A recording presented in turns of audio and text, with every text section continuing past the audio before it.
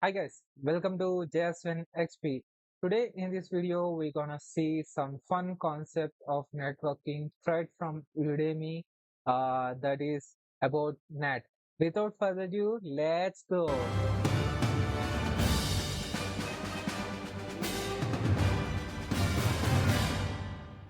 As you can see, this is about static and dynamic NAT. It's already been opened in Packet Tracer. You can see it right here.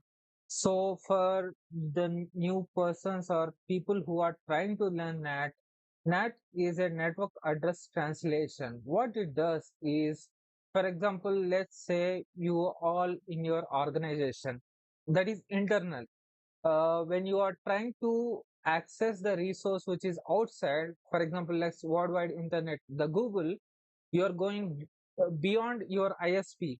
So while going beyond your ISP or moving from your internal network to outside, so you need this NAT in order to hide or mask your identity because uh, private address cannot communicate in the worldwide internet. If you can see, there are some subnets dedicatedly given.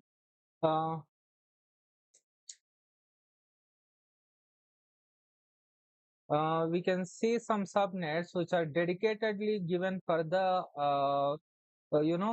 private access. For example, 192.168.10 series. Let's go more about details. Yes, we can see all the tens or zeros or zero series. You can remember. You can remember these subnets because when you are connected to your local internet. In your office, you can see some IPs like you've got 10.120, 10.150, 10.38. So there is some, these are private networks. So these are internal inside the organization which you use communicate with your inside resource, organization resource. But when you are trying to communicate when outside people cannot see these, your private IPs. So we need to mask our IPs.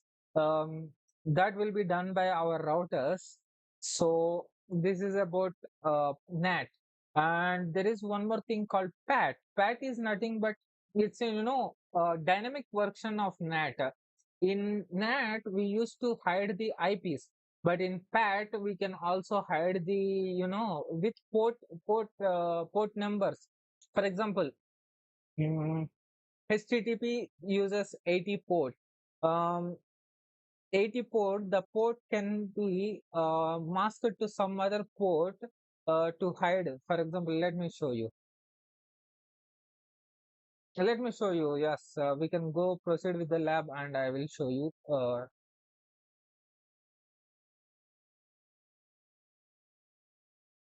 Actually, I forgot to answer all these questions. So let me do with you guys.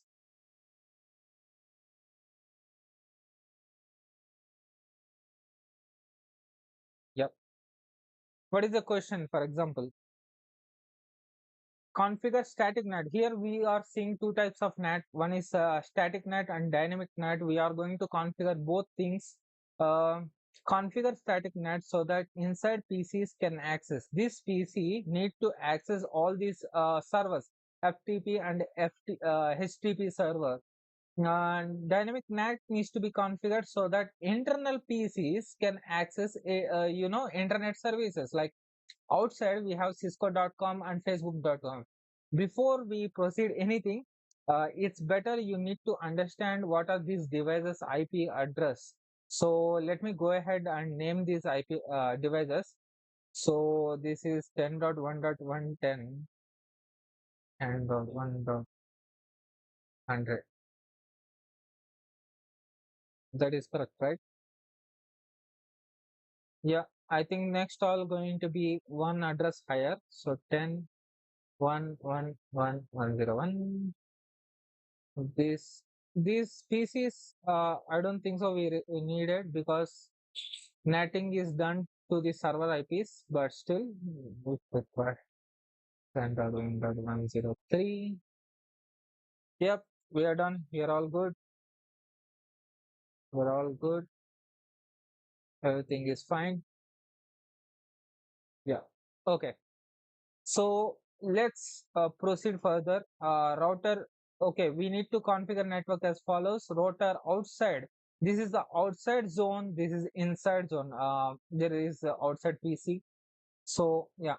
Let me configure the router as per the lab rules. Config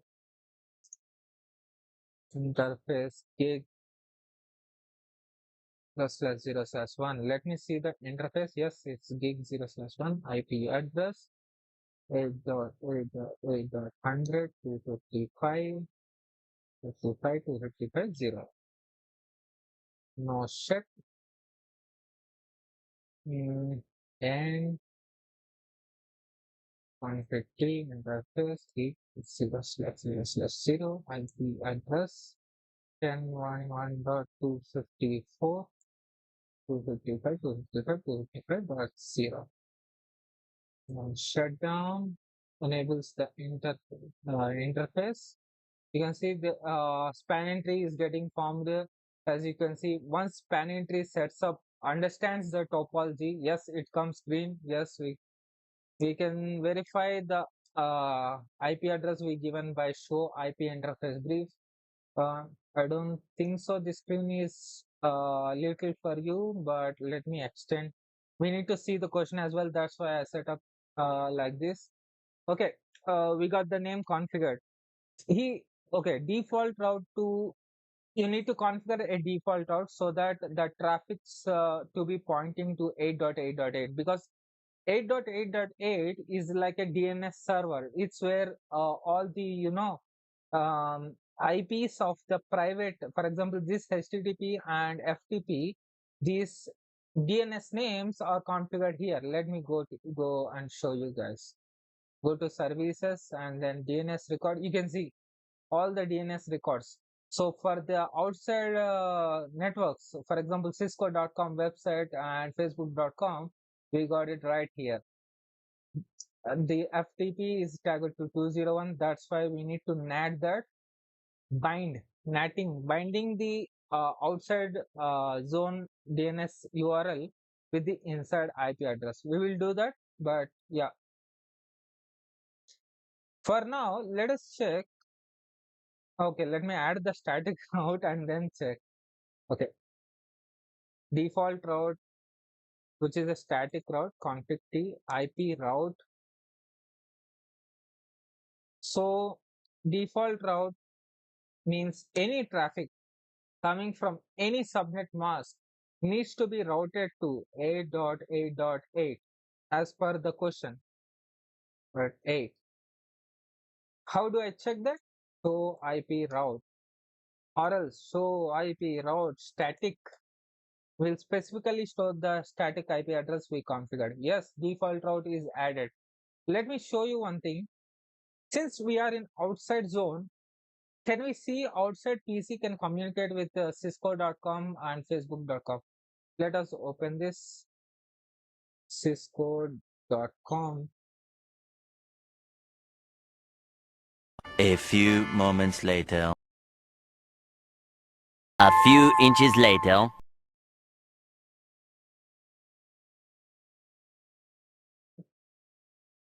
It is taking so much time, so let me do one thing. Let me go to command prompt. Let me see if that we are able to reach our gateway.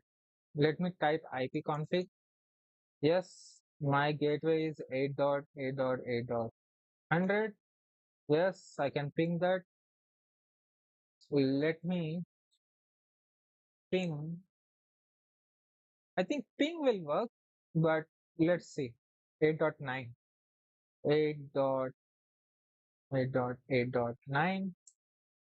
Yes, because ping is working. Let me see telnet.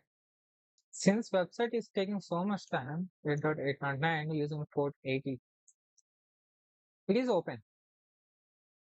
DNS name is getting resolved. NS lookup cisco.com.